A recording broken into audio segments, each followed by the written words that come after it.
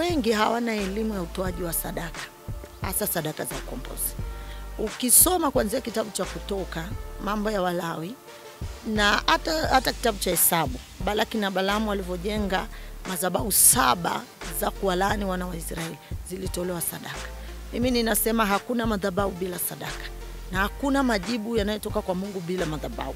Na lazima kuwe na madhabahu, na juu ya madhabahu kuwekwe sadaka. Tunayo neema ya damu ya Yesu inanena mema kuliko ya Abili na wanyama wote, lakini pia tunayo neema ya Roho Mtakatifu ambaye anatuongoza. Leo tunaweza tukawa tunamwombea mtu, lakini anateswa na mizimu ya kwao. Ile mizimu ina madhabahu. Ile madhabahu inatolewa sadaka.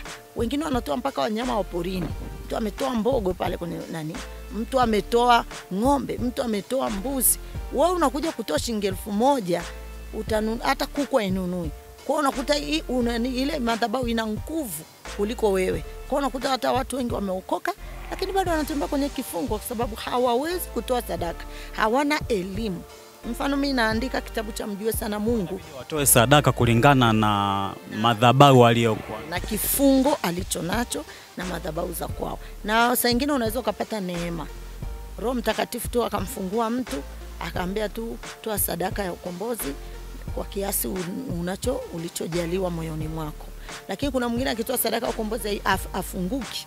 Ndio ile mtu anaendelea kwenda kwenye maombi huku kule aponi, kwa sababu madhabahu inayomtesa ni kubwa kuliko ile ambaye anaiamini, au kuliko sadaka aliyoweka kwenye madhabahu anayoamini.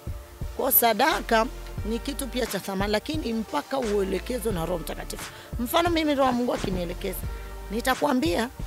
nitakwambia kwa sababu nimesoma Biblia, na baadhi ya vipengele Mungu hata Ibrahimu mwenyewe alimwambia, alichagua sadaka kwamba nitolee mwanao Isaka. Lakini Ibrahimu alikuwa na mtoto mwingine wa mjakazi, mtoto wa Hajiri ambaye anaitwa Ishmaeli. Angemwambia huyu ndo mzalo wangu wa kwanza, lakini Mungu hakumhesabu yule, alimhesabu Isaka. Kwa hiyo akamtaka Isaka. Alipotii, Mungu akamtoa mwana kondoo. Leo tunaye mwana kondoo Yesu Kristo. Tunapoamini na kutii katika jina lake, tunapona vitu vingi kabisa, lakini tunatii kwa kuambatanisha pia sadaka kwa kiwango kile ambacho Roho Mungu amesema. Na mimi hili swala la sadaka nalizungumzia sana kwa sababu gani?